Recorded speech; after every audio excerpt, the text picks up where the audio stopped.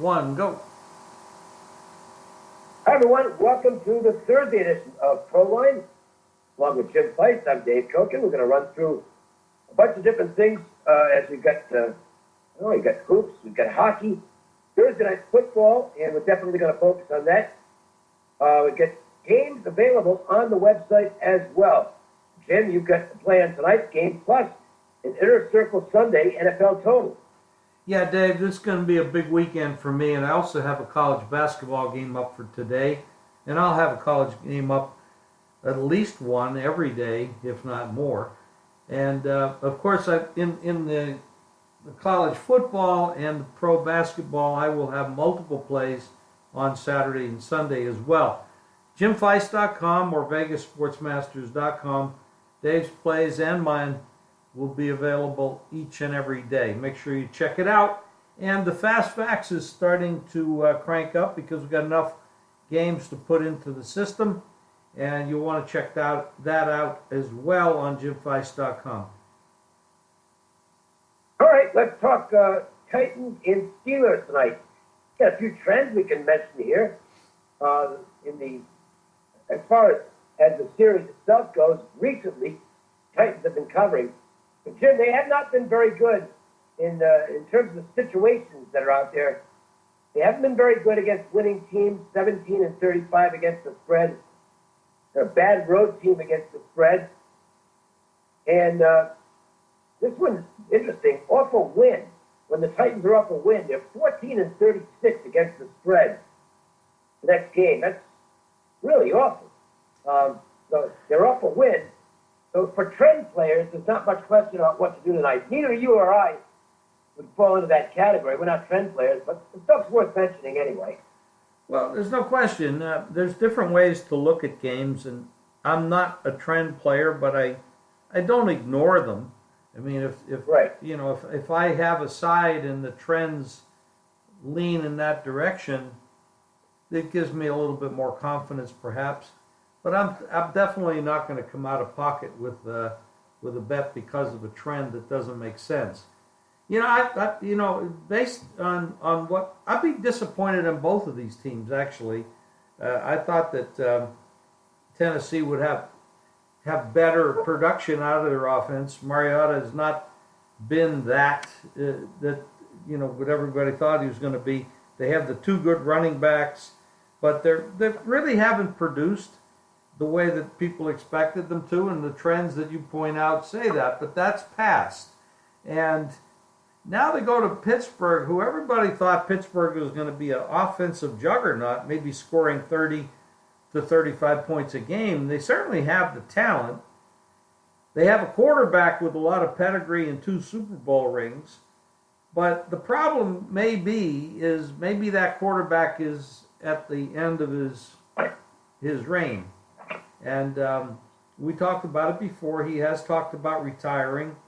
I think a lot of people are doing that because of the CTEs, which are the concussion issues, brain damage, stuff like that. So they've made enough money. They don't want to be debilitated in their middle age and later in life. So a lot of them walk away, and that very well may happen with Ben. His downfield passing has not been that good. He's getting some yards after catches with Brown.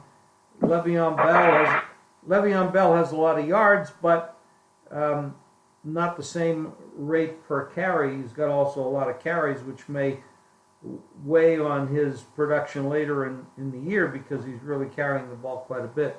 So I'd say both these teams are a little bit down from what we expected them to be. However, they're both winning, and there's nothing wrong with that. Whether you win close or you win by big spreads, it doesn't matter to these guys. They just want to make the playoffs and have a Super Bowl run.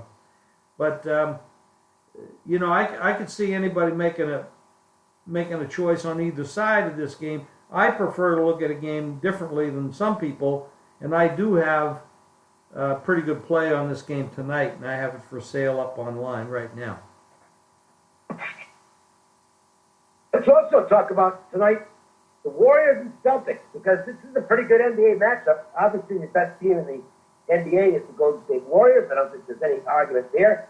But the Celtics are the hottest team in the league, 13 in a row. And the long-term trend of this series, by the way, is pretty interesting. 24-8 to the Dogs. And that goes back a lot of years because they only meet a couple of times a year. So this has been a long-standing underdog series. Celtics fans will hope that's the case tonight as they're the underdog at home. Not often you see a team with 13 wins in a row, and they're this much of a home dog. No, and the game opened 6, and it's up to 7.5. Yeah. But I do also see 7, so I don't think we're going to see it go any higher than that. If you like Boston, I would go in and grab Boston now. I don't think it's going to go up any higher than that. I can't see why it would, but I mean, Boston's playing extremely well. Obviously, 13 straight wins, but they haven't played the Warriors in all 13 of the games. The Warriors are a different animal, and so many weapons. But this is not an easy place to play, and this is a game that Boston will definitely want to make a statement. Of course, Golden State will want to be the team that stops that 13-game winning streak too. So it's going to be a good game to watch. Jim, we've also got some bulletin board material to pass along in case you missed it. This was pretty funny. Jacksonville Jaguars defensive back Tayshaun Gibson, who was actually a Pro Bowl DB with the Browns, and they let him go in free agency a couple of years ago. Well, he trashed him on a national radio spot yesterday, one of the ESPN radio shows, and he said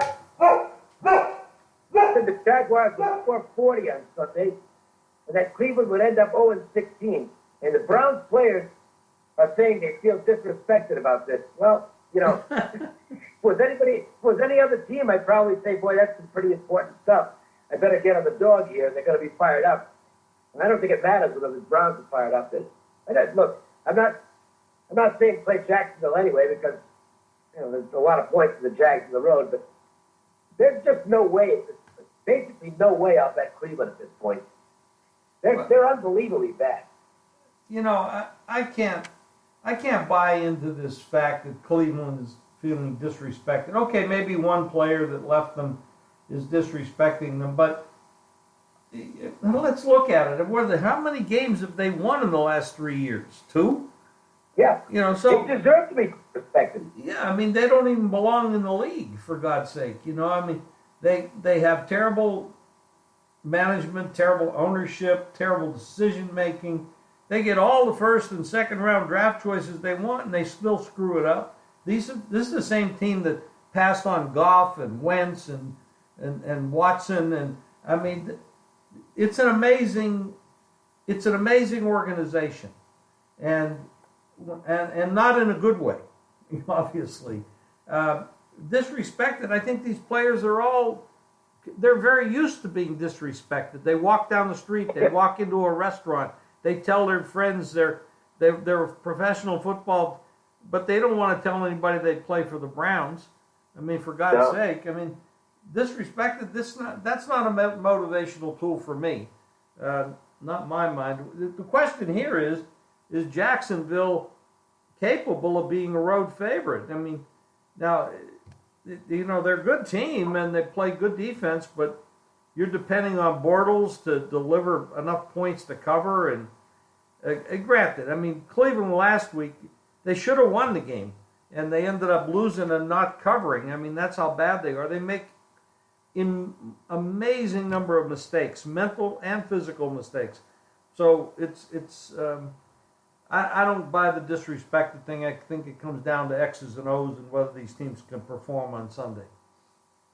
Yep, I would agree with that. And I can guarantee you Cleveland will not be on my card on Sunday. I probably won't be playing Jacksonville either, but there's no chance I'm playing the Browns.